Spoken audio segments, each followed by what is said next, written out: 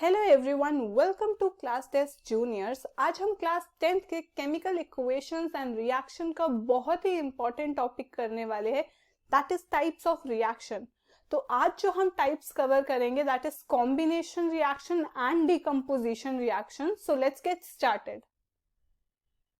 सबसे पहले हम केमिकल रिएक्शन को लेके कुछ चीजें क्लियर करेंगे, that is during a chemical reaction. जब कोई केमिकल रिएक्शन हो रही होती है तो एटम्स ऑफ वन एलिमेंट, किसी एक पर्टिकुलर एलिमेंट के एटम्स जो है वो दूसरे एलिमेंट के एटम से चेंज नहीं होते और ना ही एटम्स डिसअपियर हो जाते किसी मिक्सचर से और ना ही अपीयर हो जाते हैं, जो कि हमारा law of conservation of mass भी है कि मास can neither be created nor it can be destroyed. ऐसा नहीं है कि हमारे रिएक्टेंट में मास कुछ और था, हमारे प्रोडक्ट में मास कुछ और आ जाएगा, या फिर अगर मेरे रिएक्टेंट्स मैंने प्रोवाइड किए हैं 15 ग्राम तो मेरे प्रोडक्ट जो है वो 5 ग्राम मिलेगा। ऐसा नहीं होगा।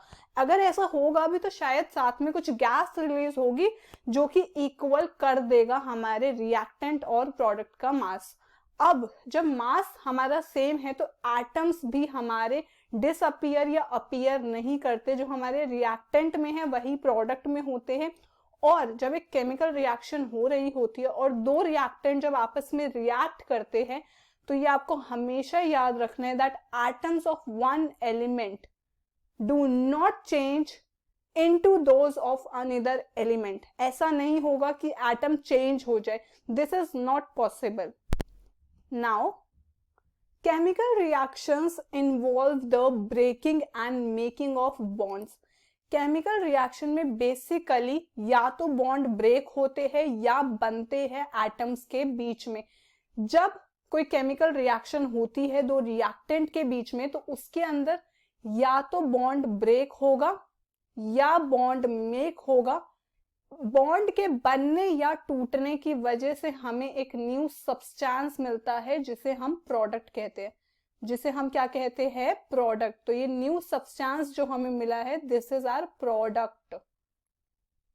एंड ये जो बॉन्ड्स हैं इनके बारे में हम अलग क्लासेस में पढ़ेंगे, जिसमें हम इस पर्टिकुलर चैप्टर में डिटेल में इन चीजों को पढ़ेंगे। बट अभी के लिए आपको ये याद रखना है दैट केमिकल रिएक्शन के टाइम पे या तो बॉन्ड ब्रेक होते हैं या बॉन्ड बनते हैं। नाउ सबसे पहले हम कवर करेंगे कॉम्बिनेशन रिएक्शन। सो अभी हम एक एग्जांपल ले रहे हैं कॉम्बिनेशन रिएक्शन को समझने के लिए। तो हमने एक बीकर ले लिया, उस बीकर में हमने वाटर ऐड कर दिया एंड उसके अंदर मैंने ऐड कर दिया कैल्शियम ऑक्साइड और quick lime. Now do you feel any change in temperature? जब आप ये एक्टिविटी करोगे, जब आप बीकर में पानी डालोगे और उसके अंदर आप कैल्शियम ऑक्साइड या क्विक लाइम डालोगे तो इसकी वजह से जो बीकर है वो गर्म हो जाएगा बिकॉज हीट निकलेगी हमारे इस पर्टिकुलर रिएक्शन में। नाउ कैल्शियम ऑक्साइड जो कि हमने डाला था reacts vigorously with water. Water के साथ वो रिएक्ट करता है और हमें देता है स्लेक्ड लाइम जिसे हम कैल्शियम हाइड्रोक्साइड भी कहते हैं। इसी के साथ वो बहुत सारी लार्ज अमाउंट ऑफ हीट भी देता है जिसकी वजह से ये बीकर का टेम्परेचर बढ़ जाता है या ये बीकर गर्म हो जाता है। नाउ इस पर्टिकुलर रिएक्शन को अब हमें समझना होगा। तो हमने क्या डाला था? हमने डाला था क्विक लाइम। हमने क्या डाला था? Quick lime. क्विक लाइम को हमने डाला था वाटर के अंदर, तो यहां हमें मिल गया स्लेक्ड लाइम। स्लेक्ड लाइम का फॉर्मूला होता है CaOH का twice, that is calcium hydroxide, और साथ में हमें मिलती है हीट जिसकी वजह से हमारा टेम्परेचर जो है बीकर का इंक्रीज हो जाता है। Now a reaction in which a single product is formed from two or more reactant is known as a combination reaction. अब आपको समझना है कॉम्बिनेशन रिएक्शन होती क्या है। अगर आप इस रिएक्शन को बहुत ध्यान से देखो तो आपको रिएक्टेंट में इस साइड आपको LHS में दो रिएक्टेंट्स दिख रहे हैं and product side that is RHS में सिर्फ एक प्रोडक्ट मिल रहा है। इसका मतलब है combination as the name says, combination के नाम से ही पता चल रहा है कि मैंने दो चीजों को कंबाइन कर दिया और मुझे एक प्रोडक्ट मिल गया। तो मैंने यहाँ पर क्विक लाइम और वाटर को कंबाइन किया तो मुझे एक सिंगल प्रोडक्ट मिला। तो यहाँ पे आपको इस लाइन को या फिर इस डिफाइन को हमेशा दिमाग में रखना है, that a reaction in which a single product is formed. ऐसे रिएक्शन जिसमें हमें एक सिंगल प्रोडक्ट मिलता है फ्रॉम 2 और मोर रिएक्टेंट, जैसे कि यहाँ पे है एक रिएक्टेंट एंड 2 रिएक्टेंट, 2 रिएक्टेंट की वजह से अगर मुझे एक सिंगल प्रोडक्ट मिलता है तो इस टाइप के रिएक्शन को हम कहेंगे combination reaction. Now we have to understand the interesting fact. अब ये एक पिक्चर है जिसमें एक पर्सन व्हाइट वॉश कर रहा है, बेसिकली पेंट कर रहा है अपने घर की वॉल्स को। A solution of slaked lime, जो अभी हमें एज अ प्रोडक्ट मिला था, a solution of slaked lime is used for white washing walls. जो हमें सॉल्यूशन मिला था स्लेक्ड लाइम का, या फिर हम कह सकते हैं जो हमें कैल्शियम हाइड्रोक्साइड मिला था, वो व्हाइट वॉश में यूज होता है। वो किस में यूज होता है? व्हाइट वॉश में। अब आपको ये क्वेश्चन पेपर में आ सकता है that which solution is used for white washing the walls and how this particular solution is made. तो आपको आंसर करना है दैट स्लेक्ड लाइम और calcium hydroxide is used for white washing the walls, and आपको वो reaction लिखनी है जो मैंने अभी आपको दिखाई थी, जिसके अंदर क्विक लाइम जो है वो वाटर के साथ रिएक्ट करता है एंड हमें प्रोडक्ट में मिलता है कैल्शियम हाइड्रोक्साइड या फिर slaked lime plus heat. Heat भी आपको लिखना कंपल्सरी है, आप किसी भी रिएक्शन को अधूरा नहीं छोड़ सकते हो, मिसिंग नहीं छोड़ सकते हो, आपके नंबर्स यहाँ पे कट जाएंगे, सो डू रिमेंबर दैट। अब यहाँ पे आपको समझना है दैट कैल्शियम हाइड्रोक्साइड, जो हमारा कैल्शियम हाइड्रोक्साइड है, वो रिएक्ट करता है कार्बन डाइऑक्साइड के साथ। वी नो दैट एयर में कार्बन डाइऑक्साइड प्रेजेंट है, तो वो कार्बन डाइऑक्साइड जाके हमारे कैल्शियम हाइड्रोक्साइड को, जिसको हमने वॉल्स पे लगाया है, उसके साथ रिएक्ट कर लेता है और एक thin layer of calcium carbonate बनाता है। एक कैल्शियम कार्बोनेट की लेयर बना लेता है। एक रिएक्शन देख लेते हैं सबसे पहले। तो ये है हमारी कैल्शियम हाइड्रोक्साइड जिसने कार्बन डाइऑक्साइड के साथ रिएक्ट किया और हमें दे दिया कैल्शियम कार्बोनेट। ये कैल्शियम कार्बोनेट जो होता है हमारी वॉल्स को एक शाइन देता है। हमारी वॉल्स को क्या देता है? शाइन देता है। अब ये भी आपसे क्वेश्चन पूछा जा सकता है कि विच पर्टिकुलर एलिमेंट और which particular compound is responsible for shine in the walls. तो आपको हमेशा याद रखना है कौन सा पर्टिकुलर एलिमेंट या कौन सा पर्टिकुलर कंपाउंड है जो हमारी वॉल्स को शाइन देता है। That is calcium carbonate. Now the second thing you have to remember is, जो मार्बल्स होते हैं, जो हमारे घरों में मार्बल्स लगे रहते हैं, उन मार्बल्स में भी ये कंपाउंड पाया जाता है। कौन सा कंपाउंड? कैल्शियम कार्बोनेट हमारे मार्बल्स में भी पाया जाता है। बेसिकली हमारा कैल्शियम कार्बोनेट शाइन प्रोवाइड करता है। आपको ये रिएक्शन याद होनी चाहिए, बिकॉज अगर आपसे ये क्वेश्चन पूछा जाता है कि कौन सा पर्टिकुलर कंपाउंड शाइन देता है और अगर आपसे इसका रिएक्शन पूछ लिया जाए तो आप रिएक्शन भी लिख पाओ। और हमेशा रिमेंबर रखना कि ये जैसे एक्वस है, यहाँ पे गैसियस है, यहाँ सॉलिड है, यहाँ लिक्विड है, इन पर्टिकुलर टर्म्स को भी अगर आप लिखते हो तो आपका एक प्लस पॉइंट ऐड हो जाता है आपके आंसर में। नाउ अगर आपको जानना है ये एक्वस क्या होता है, aqueous is basically a solution और अ कंपाउंड इन वाटर। अगर बोला जाए कि एक सॉल्यूशन की हम बात कर रहे हैं इन वाटर, तो हम उसके आगे AQ लगा देते हैं। तो अ सॉल्यूशन इन वाटर यहाँ पे लिखा हुआ है जैसे कि a solution of slaked lime. Solution of slaked lime का मतलब आपको समझ जाने that this is aqueous state of matter. Now CO2 हमेशा एक गैस होती है। नाउ CaCO3 जो बनता है दैट इज अ सॉलिड। क्यों? बिकॉज एक thin layer of calcium carbonate ये वॉल्स पे बना लेता है, इसलिए ये एक सॉलिड है। And H2O is in the water form. Now let's see some more combination reactions. Burning of coal, जब कोल जो है वो बर्न होता है उसको भी हम कॉम्बिनेशन रिएक्शन बोलते हैं। इस रिएक्शन को हम इस तरीके से लिखेंगे। अब आपसे ये भी क्वेश्चन पूछा जा सकता है कि बर्निंग ऑफ कोल की आप रिएक्शन हमें लिख के बताओ।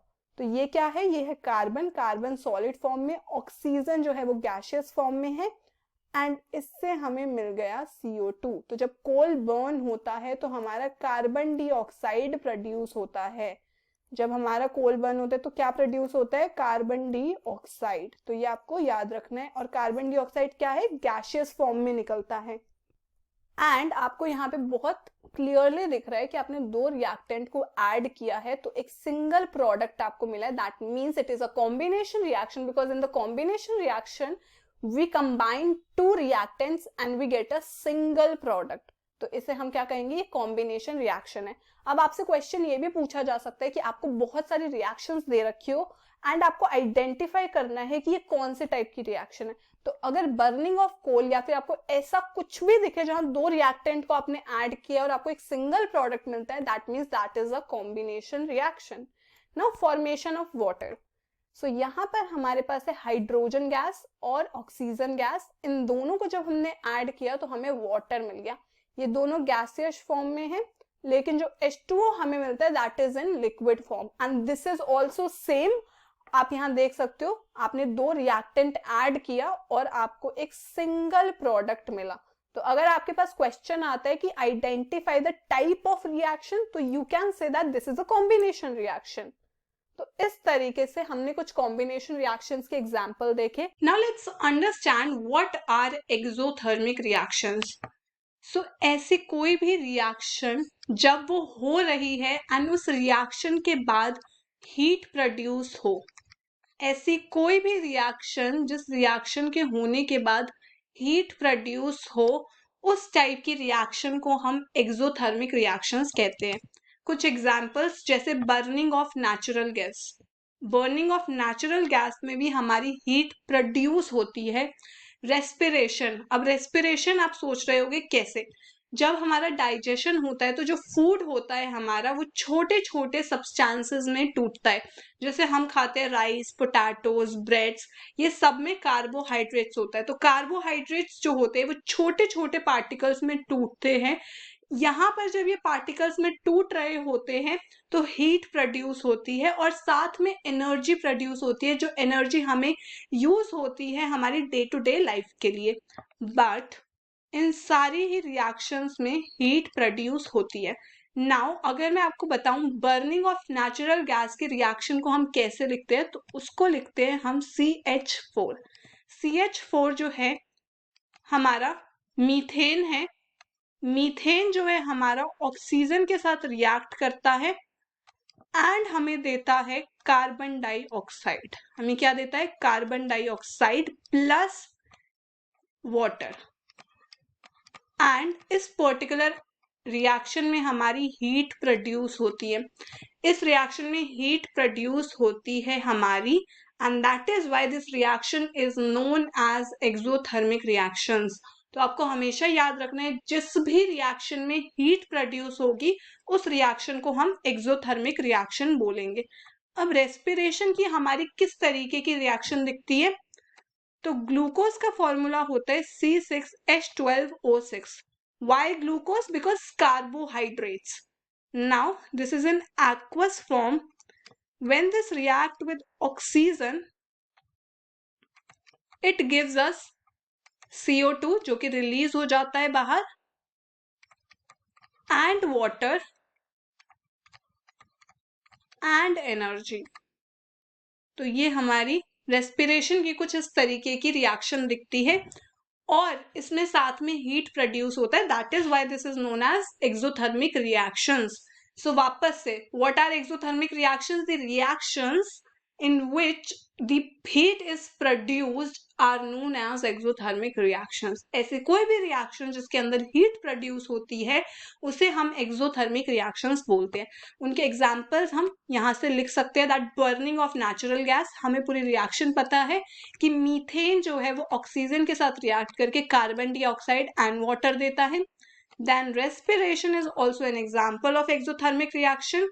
And third is decomposition of vegetable matter into decomposed।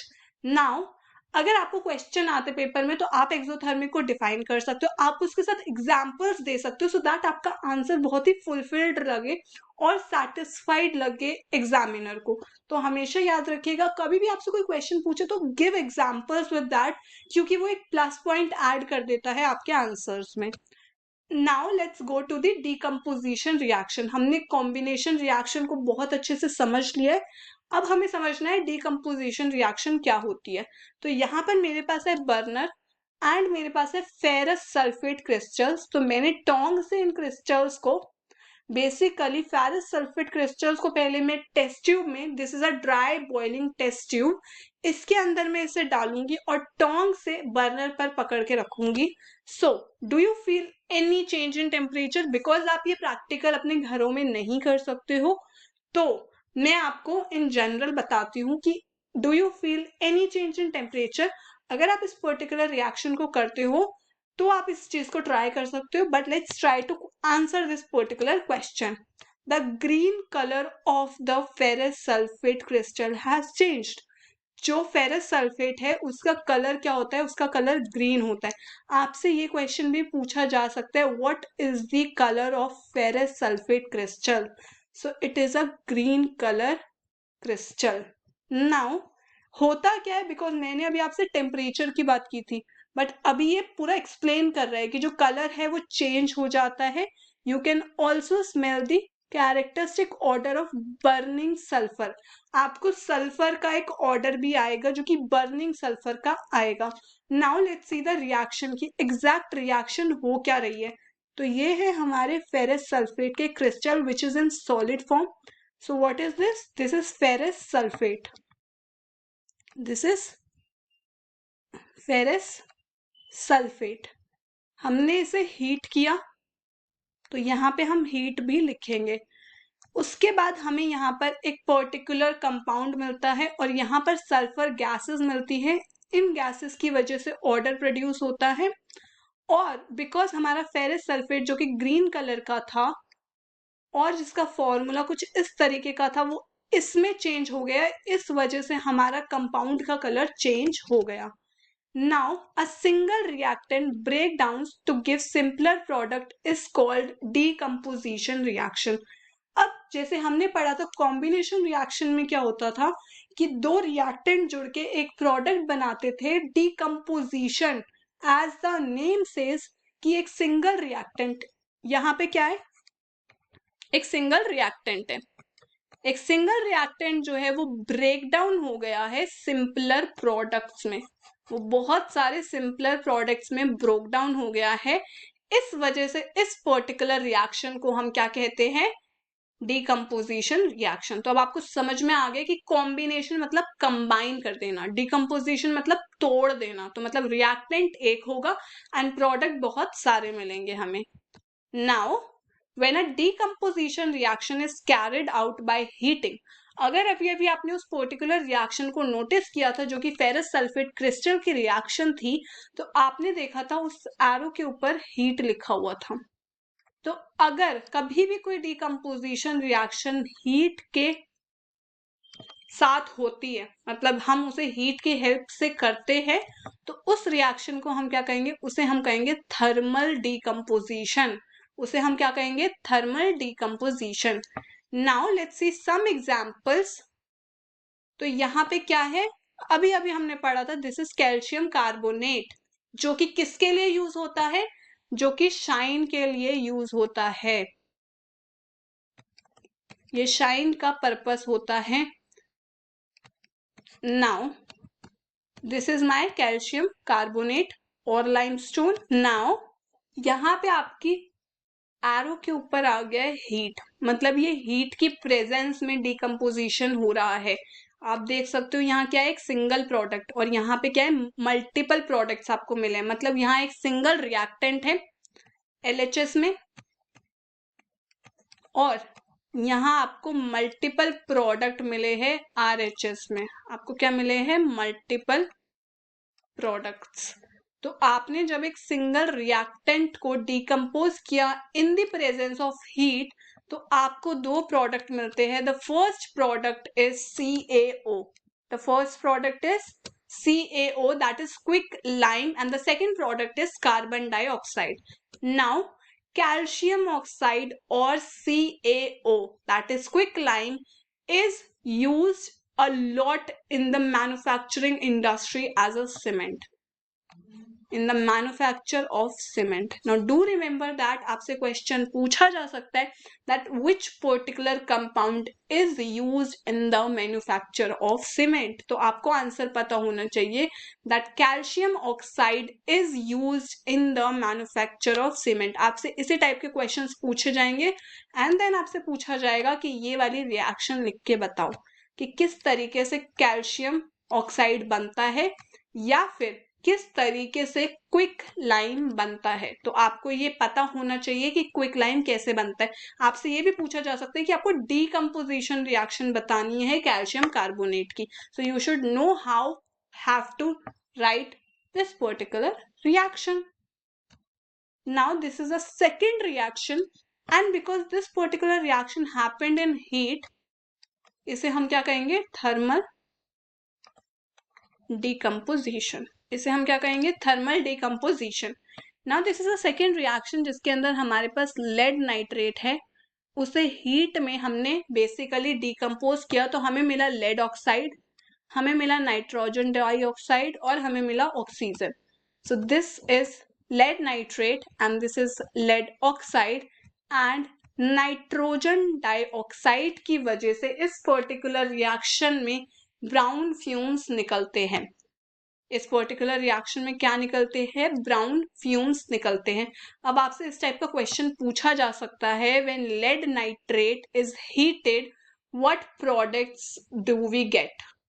And आपको ये पूरी रिएक्शन लिखनी होगी क्योंकि इट इज वेरी गुड अगर आप रिएक्शन लिखो. इट इज ओके दैट आपने प्रोडक्ट बता दिए कि जब हमने लेड नाइट्रेट को हीट किया तो हमें लेड ऑक्साइड मिला, नाइट्रोजन डाइऑक्साइड मिला एंड ऑक्सीजन मिला, विच इज ओके. आप ये आंसर लिख सकते हो. बट अगर जहां पे आपने ये रिएक्शन लिख दी ना, वहां पे आपको मिल जाएगा एक plus point in examiners I, because reaction जैसे ही आप एक्सप्लेन करोगे that obviously will give you a plus point. So do always remember to write reactions. तो आप रिएक्शंस को अच्छे से समझ लोगे तो आपको रटने की जरूरत नहीं पड़ेगी. आपको लेड नाइट्रेट का फॉर्मूला पता है, हीट किया तो लेड ऑक्साइड बना which is PbO and nitrogen dioxide. अब आपको ये 2, 3, 4 याद करने की जरूरत नहीं है. अगर आपको आता है कैसे बैलेंस करते हैं इक्वेशंस को जो कि हमने सीखा था तो आप बहुत इजीली इसे कर सकते हो. आपको याद क्या करना है, आपको लेड नाइट्रेट का क्या फॉर्मूला है ये समझना है, लेड ऑक्साइड का क्या फॉर्मूला है ये समझना है, एंड आपको ये याद रखना है दैट नाइट्रोजन डाइऑक्साइड जो है वो ब्राउन फ्यूम्स का एमिशन करता है. जैसे ही आपसे पूछा जाएगा कि लेड नाइट्रेट को हीट करने पे क्या क्या होता है, अगर आपने यहाँ लिख दिया emission of brown fumes, that will definitely add you a plus point in examiner's eye for your paper. So do remember that. आप exactly लिखो that emission of brown fumes भी होता है because of nitrogen dioxide. Now let's understand electrolysis of water.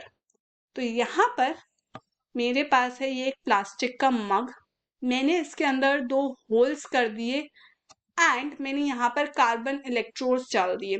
मैंने ये क्या डाल दिए, कार्बन इलेक्ट्रोड्स. अब मैंने इस पर्टिकुलर मग को वाटर से फिल कर दिया, ये वाटर है जिससे मैंने इसे फिल कर दिया एंड मैंने इस पर्टिकुलर वाटर में ऐड करने के बाद यहाँ पे कुछ सल्फ्यूरिक एसिड भी डाला है. आप यहाँ देख सकते हो मैंने कुछ एसिड भी डाला है. अब एक चीज याद रखना, हम बाद में डिस्कस करेंगे कि वाई वी एडेड एसिड, हमने एसिड क्यों ऐड किया, वाई वी एडेड एसिड. उसके बाद हमने इन दोनों टेस्ट ट्यूब में, ये 2 टेस्ट ट्यूब्स है, इन दोनों टेस्ट ट्यूब्स में मैंने वाटर फिल कर दिया एंड इन्वर्ट करके मैंने इन्हें कार्बन इलेक्ट्रोड्स पे रख दिया. मैंने इन्हें इन्वर्ट करके क्या कर दिया, कार्बन इलेक्ट्रोड्स पे रख दिया. इसके बाद मैंने यहाँ पर पूरे अपने एनोड के थोड़ जोड़ के यहाँ पे बैटरी से शुरू कर दिया, इसको करंट अब आ रहा है एंड मैं इस पूरे अपैरेटस को बहुत देर के लिए, कुछ पर्टिकुलर टाइम के लिए अनडिस्टर्ब रखूंगी. मैं इसको डिस्टर्ब बिल्कुल भी नहीं करूंगी. तो आपको दिखेगा इन टेस्ट ट्यूब्स के अंदर बबल्स बनना शुरू हो जाएंगे. क्या शुरू हो जाएंगे, बबल्स बनना. एंड आप कुछ देर बाद देखोगे कि ये बबल्स डिस्प्लेस कर देंगे वाटर को इन द टेस्ट ट्यूब.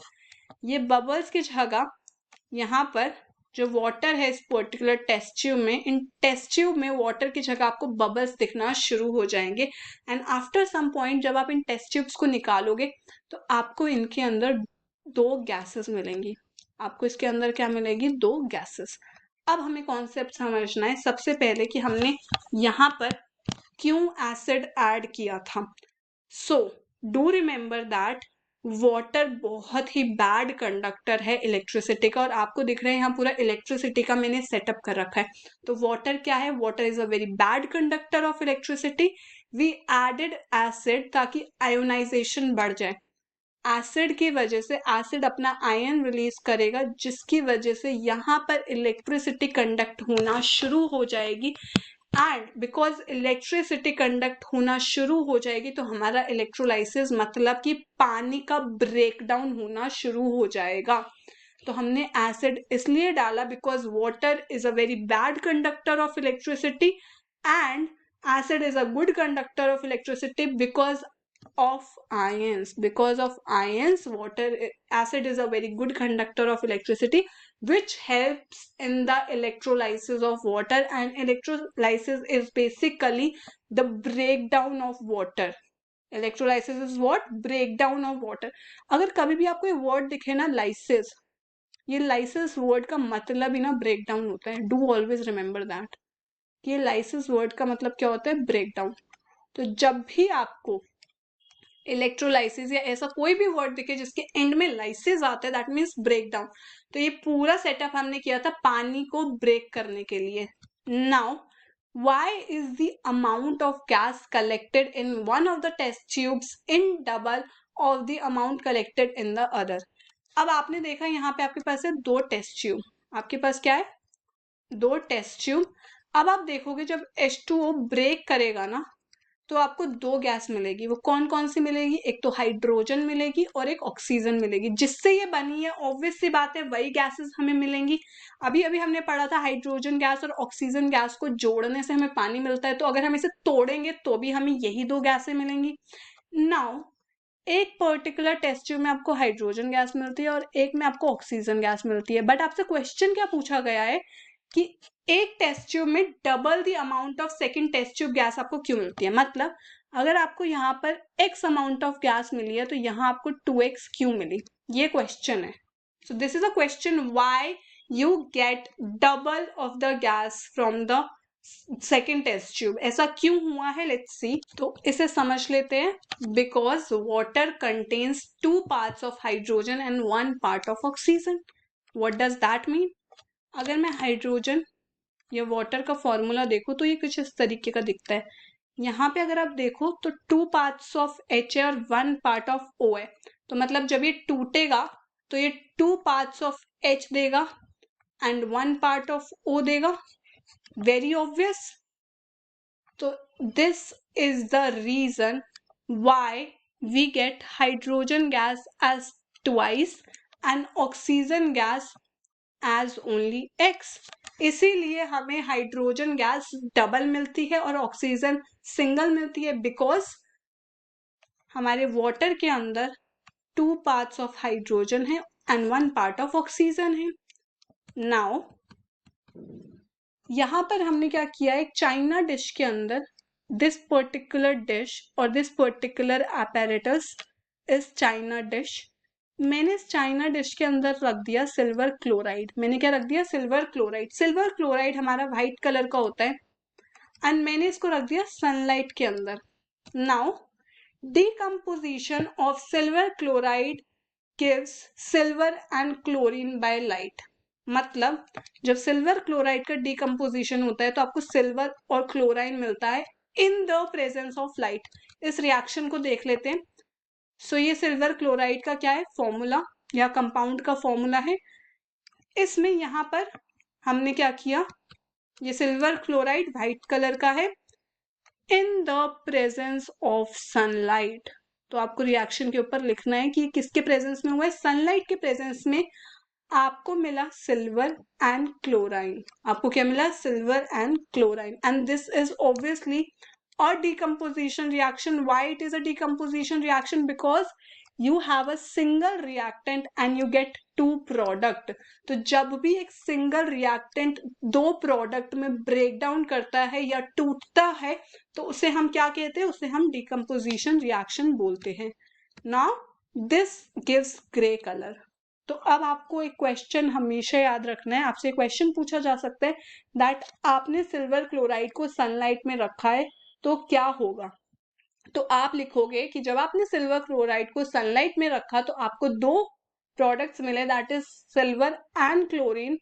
इसके बाद आप इस पर्टिकुलर रिएक्शन को लिखोगे और जब आप उस पर्टिकुलर थ्योरी को लिखोगे तो आपको लिखना है that silver chloride was in white colour but in the presence of sunlight we get two product, one is silver and the second is chlorine and the final product was gray in color. sunlight की वजह से जो reaction हुई उसकी वजह से और decomposition की वजह से आपका जो व्हाइट कलर था सिल्वर क्लोराइड का वो ग्रे कलर में चेंज हो गया. और आपको रिएक्शन तो लिखनी ही लिखनी है, तो ये दो चीजें अगर आप लिख दोगे तो आपको मिल जाएंगे फुल मार्क्स. नाउ ये है हमारा सिल्वर ब्रोमाइड. ये क्या है आपका silver bromide. So this is my silver bromide. Silver bromide sunlight के प्रेजेंस में आपको क्या देता है, आपको देता है यहाँ पे सिल्वर एंड ब्रोमाइड. ये सेम तरीके से ही रिएक्ट करता है जिस तरीके से हमारे सिल्वर क्लोराइड ने किया. Now this reaction is used in black and white photography. ये रिएक्शन कहाँ यूज होती है, ब्लैक एंड व्हाइट फोटोग्राफी में. अब आपको पता है आपसे क्या क्वेश्चन पूछा जा सकता है, आपसे क्वेश्चन पूछा जा सकता है that which reaction is used in black and white photography. कौन सी reaction black and white photography में यूज होती है. तो आपको पता है कि सिल्वर ब्रोमाइड की डीकम्पोजिशन की रिएक्शन यूज होती है.